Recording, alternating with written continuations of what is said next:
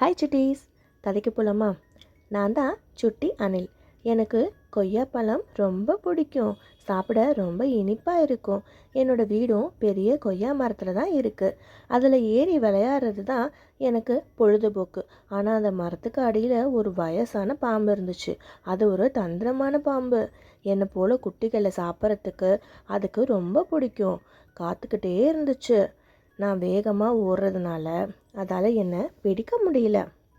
அதனால் தந்திரமாக யோசிச்சது. அங்கே வரப்போக இருந்த ஒரு காகத்துக்கிட்ட நான் வந்து காகத்தை தவறாக திட்டினேன்னு சொல்லிடுச்சு. அதனால் கோபம் வந்த காகம் என்னை துரத்துச்சு. நான் பயந்து ஓடினேன். அப்புறம்தான் யோசிச்சு பார்த்தேன், நான் ஏன் ஓடணும்? நான் தான் எந்த தப்பு பண்ணலையே. காகத்துக்கிட்ட, இங்கே பாரு நண்பா, நான் உன்னை எதுவும் சொல்லலை. நீயும் நானும் சண்டை போட்டால் லாபம் அந்த பாம்புக்கு தான் அப்படின்னு சொன்னேன். காகம் யோசிச்சு பார்த்துச்சு. ஆமாம் நண்பா, நீ சொன்னது கரெக்டு தான்.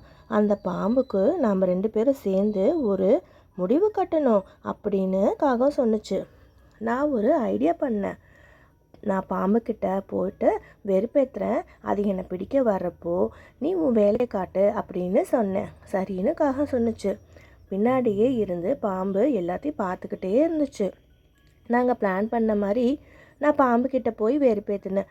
அது என்னை பிடிக்க வர்றப்போ என் ஃப்ரெண்டுக்காகவும் அதோட கண்ணை கொத்திடுச்சு. பாம்பு வலியினால் துடிச்சு இந்த தோப்பை விட்டே ஓடிடுச்சு.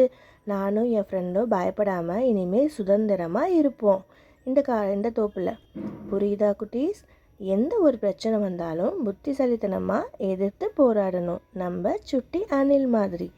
இந்த கதை உங்களுக்கு பிடிச்சிருந்தா லைக் பண்ணுங்கள், ஷேர் பண்ணுங்கள், கண்டிப்பாக சப்ஸ்கிரைப் பண்ணுங்கள். By by Chutties.